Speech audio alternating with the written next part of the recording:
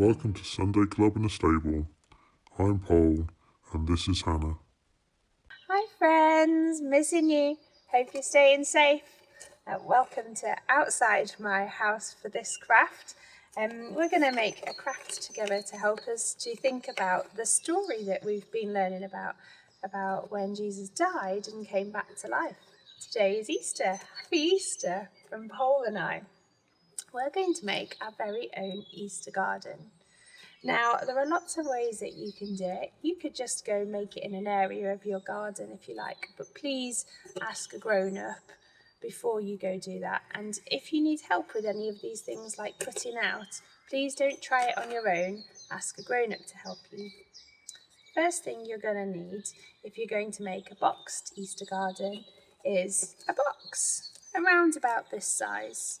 You're going to need to get a grown-up to help you to cut out bits of the box. So, for example, this is our neighbour's cat. It's come to join in.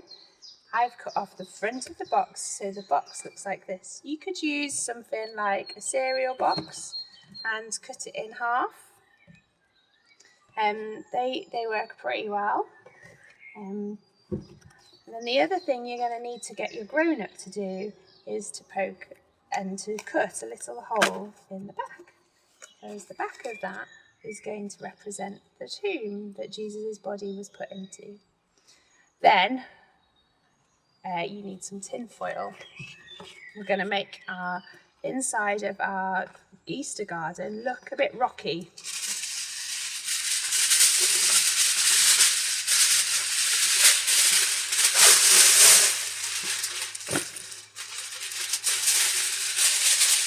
Tinfoil has two sides, shiny sides and the not so shiny sides. We're going to use a not so shiny side, so give me a minute to cover my box.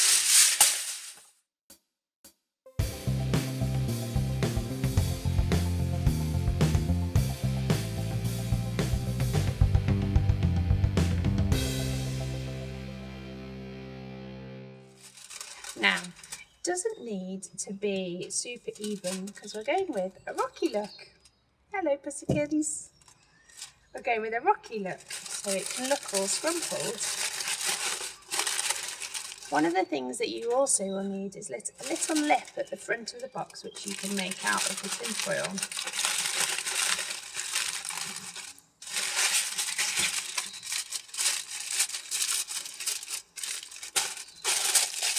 Then, do you remember that hole we made? It's around about here. You just push your finger through the tin foil and then fold the tin foil around the cardboard hole.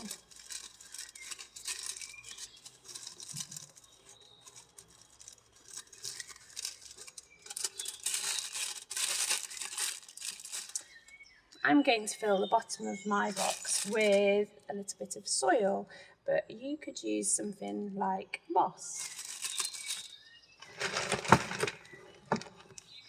or none at all. In fact, if you don't have garden-y type things, you can also draw some of the elements into your garden. It doesn't have to be made with this kind of stuff.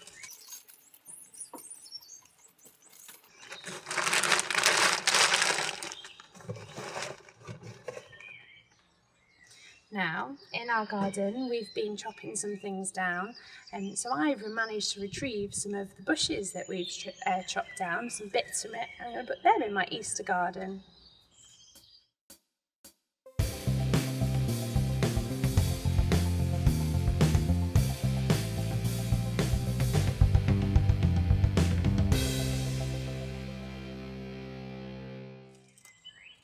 Go into the cupboard and it'll help it to stay upright.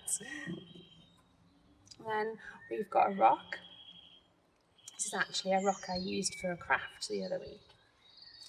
And that represents the stone that was rolled away from the empty tomb.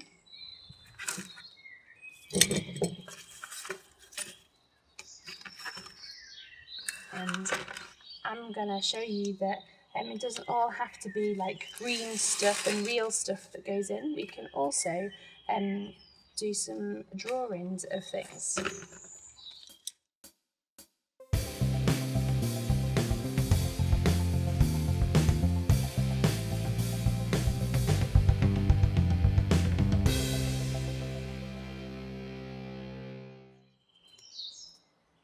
we can draw some flowers. And the cress heads we made for a craft the other day, I'm also going to put in the garden. Maybe if you're growing some seeds, you could put the seed pots in the garden. Then if you've got some toys, you might like to put one to represent Jesus in the garden. I've even got an angel.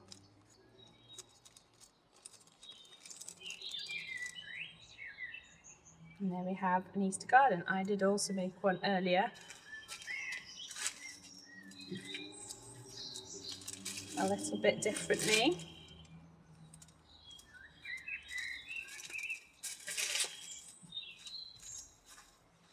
So you can make Easter gardens and you can send me a picture of them, and we could share your pictures on our Instagram page, and we can let other people see what you've been up to over this Easter holiday. But for now, it's bye from Paul and I, and we look forward to seeing you soon. Don't forget we have lots of videos on our YouTube channel that you can watch of Paul and I doing Sunday Club in the stable. But for now, it's bye from us. Happy Easter.